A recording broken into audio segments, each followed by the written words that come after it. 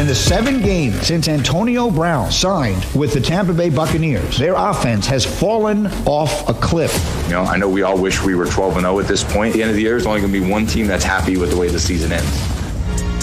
That last voice from Tom Brady. This is a really big game this particular weekend. The Bucs at 7-5 will host the Vikings, who are 6-6. If you're wondering right now, Tom and company occupying the 6th spot in the NFC. I know it's Friday. And the Vikings are right there in that coveted last spot at number 7. So you could imagine what the stakes are really going to be for both teams. It's time for Straight Talk, brought to you by Straight Talk Wireless. Mike Greenberg of Greeny, which you can hear every afternoon, of course, here on ESPN Radio, ESPN Plus. He had a pretty interesting perspective. He said you remove one offensive piece, and certainly not the greatest offensive piece the Bucs have, and the residual effect on Antonio Brown, by the way, the Bucs 1-3 since they signed AB, is a little interesting. Take a listen to this rationale. Whoever would have thought with all those names on that team that Scotty Miller's absence would be making this much difference, but it does seem as though it has. And so I'm not sitting here saying Antonio Brown is the problem, but sometimes these things have impact on other things. It is why, for the most part, players play and general managers generally manage. The acquisition of Leonard Fournette hasn't done anything. Gronk has played well. Antonio Brown might actually have created more trouble than he has solved. Created more trouble? Well, he's not talking about off the field behavior and things like that. What he's talking about is getting a guy. You know, here's what happened. I'll tell you exactly what has taken place. And I understand what Greeny is saying. Scotty Miller is not the difference. I'm sorry, he's not the marginal difference. Guy. Yeah, I mean, he's a good player, but he's not the difference. What has happened, Jay Will, is you have a Porsche. You have a nice truck, Mercedes-Benz G-Wagon. You have a Bentley. You have a Cadillac truck.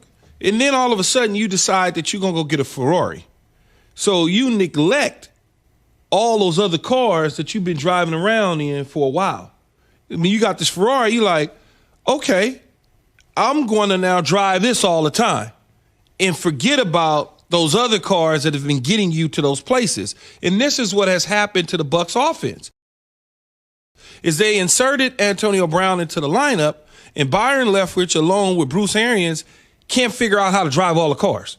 It's too many of them. When they've had success with only having 1 or 2 cars that they can pull out the garage here and there. Now you got a whole fleet, and you're trying to figure out, what do I do? Who do I use from week to week, game to game? Because I need to satisfy everybody. And this happens a lot. And then you say, well, Kansas City has a lot of toys, and New Orleans has a lot of toys, and the Rams got a lot of toys. They know what to do with them, but they all been together. There's all sorts of continuity issues that are going on with the Tampa Bay Buccaneers. The Kansas City Chiefs have been together with everything. They've been together. Saints, same deal. They've been together. Tom Brady has never had this many little individual Mike Evans in and out of lineup, Scotty Miller in and out of lineup, Antonio Brown just getting there, Godwin trying to figure out in and out of the lineup. Oh, we just got Leonard Fournette. What do we do with him? What type of player is Leonard Fournette? He was this in Jacksonville. Let's see if, we don't have that same blocking scheme, or we don't have this same option for him that he had in Jacksonville. Well, we got to put Ronald Jones in to touch the ball because we're missing stuff. So when you start to get all of these little pieces, that creates problems for you. So you've got to understand 1 or 2 guys are eating at the table, and everybody else gets the scraps. That is how you should do things when you got a new offense with new players around. And Tom Brady's trying to satisfy everybody. It'll be interesting against the Minnesota Vikings, though, coming off a bye, if they sit down collectively as a group, and I think they have coaching and Tom Brady and Byron Leftwich to pull out the positive stuff that they can utilize for Gronk, for Mike Evans if he plays, for Antonio Brown, Godwin, and everybody else, so that they can still win football games. But that is the reason why. And plus that Ferrari does require some maintenance. All cars require maintenance, but the Ferrari's maintenance is a little bit different. They've also gone through murderer's row. Now, I'm not making excuses. I'm not making excuses for Tom Brady and the Bucs here. And Key, I agree with you. Like, there is something about being together for a set amount of time, but They got smacked by the Saints. They beat the Panthers, and they had 3-point losses to the Rams and the Chiefs. But don't even talk about that as far as the numbers on the points. Think about the defense. They faced the Saints defense, which is lights out. Yep. The Rams, the So Saints what they did defense to the is pass number 1 last in the night. league. You know, the Rams are number 2 in the league. So when you start running up against that, this is the results. It's, as Jay was talking during the breaks, and even when we was coming in, is Antonio Brown is much like Cam Newton. There's a little bit of polarizing. So the first thing you look to, oh my God, they're 1-3 since they signed Antonio Brown. Easy to make the numbers work. Stop.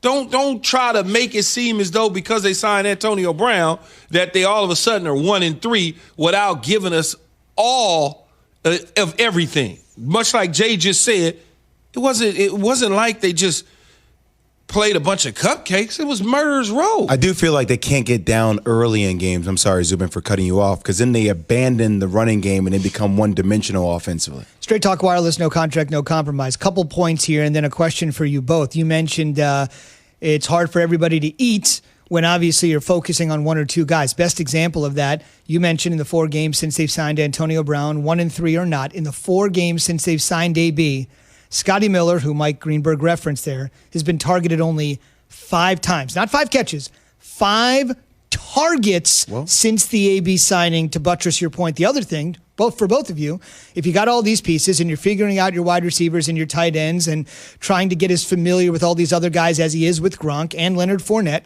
considering who he is, yes, they're 7-5, but is it enough time to figure it all out before the playoffs begin? If they lose this football game, though, to the Minnesota Vikings, I'm pretty much saying that they're probably not going to make the playoffs. They'd be toast. Okay. They're the 6th seed, and then they drop down.